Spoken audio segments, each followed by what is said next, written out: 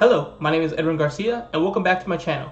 Believe it or not, we are over 25% done with the Chicago Sky's WNBA season. So with that in mind, I want to give out my season awards for the Chicago Sky so far. So the way I thought of it is I'm giving out the season awards, MVP, defensive player, most improved, but just from the Chicago Sky perspective. In other words, just from the team alone, not comparing it to the rest of the WNBA, who would win these awards just from the team.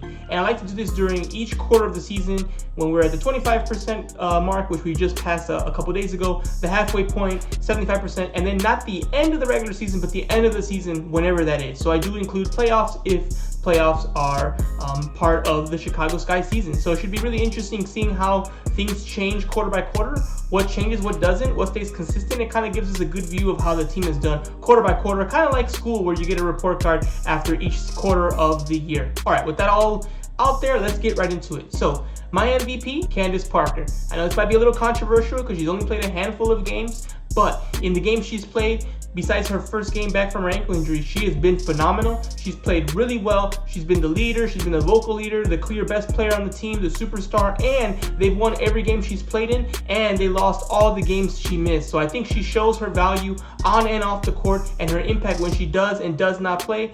Even though she's only played a few games, I still think it's very clear Candace Parker is the MVP of this team. Now, for Defensive Player of the Year, I have to go with Candace Parker. The same caveats as the MVP, she hasn't played that much, etc. But I still feel like she's the best defensive player on this team. She's really good on the pick and roll. She can switch and she can guard anyone 1 through 5 in the WNBA. And there's not that many players that can say that, and you can feel confident saying that they can defend anyone 1 through 5. But Candace Parker is one of them. So again, despite the limited amount of play, I still feel like she's the Defensive Player of the Year for the Chicago Sky. Next up is Most Improved Player of the Year. And for this one, I have to go with Ruthy Hebard. I think she's really, grown in leaps and bounds this season. She's averaging 10.3 points, 7.8 rebounds, and 1.2 assists in her 26 minutes of play. She's practically doubled her statistical categories from last year. We know last year was her rookie season. She had a lot of trouble in the bubble, the wobble, just like everyone else did, but she's really grown this year, and she's had to play a bigger role with so many players missing during the first quarter of the season with Candace Parker out, Dolson out. Ruthy Hebard stepped in. She played that role, those roles. She played in those minutes, and she's one of the few bright spots the Chicago Sky have had in this first quarter of the year. So I'm going to give my most improved player to Ruthy Hebard. She's deserved it. Sixth Woman of the Year, I'm going to go a little controversial here. I don't have one.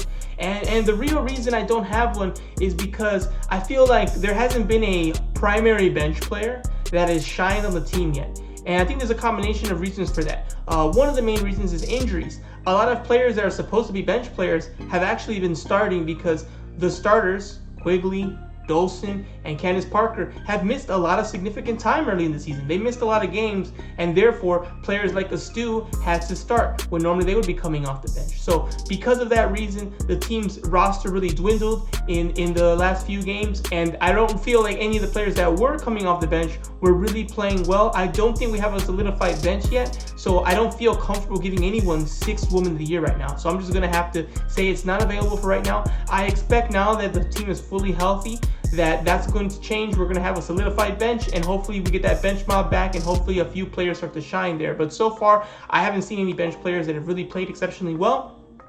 So I'm going to leave that award empty for now. And I also like to give out the peak performers for the season. Again, peak performers is a really simple, award. It just goes to the player who's averaged the most points, the most rebounds, and the most assists. So those are 3 of the main, stats that we all enjoy and appreciate and acknowledge as kind of, defining how good you are. So I like to just say, hey, these are no opinion. This is who's scoring the most in this team, who's getting the most rebounds, who's getting the most assists. So let's get into it. The Chicago Sky's peak performer in the points category is Kahleah Copper, averaging 14.2 points per game. The Chicago Sky's peak performer in the assist category is Ruthy Hebard with 7.8 assists per game. And finally, the Chicago Sky's peak performer in the assist category, none other than Courtney Vandersloot, averaging 8.0 assists per game. All right, that's it for the awards for the first quarter of the Chicago Sky's WNBA season. Hopefully the second quarter comes with more victories, comes with more health, and I'll be very interested to see who gets the season awards at the halfway point. So if you liked the video, please give it a like, please subscribe, and comment below. Did I get any of those picks wrong? Despite the fact the bench has been kind of, shallow, do you have a player that you think should have deserved 6th Woman of the Year? Let me know in the comments below, and let's talk about Chicago Sky basketball.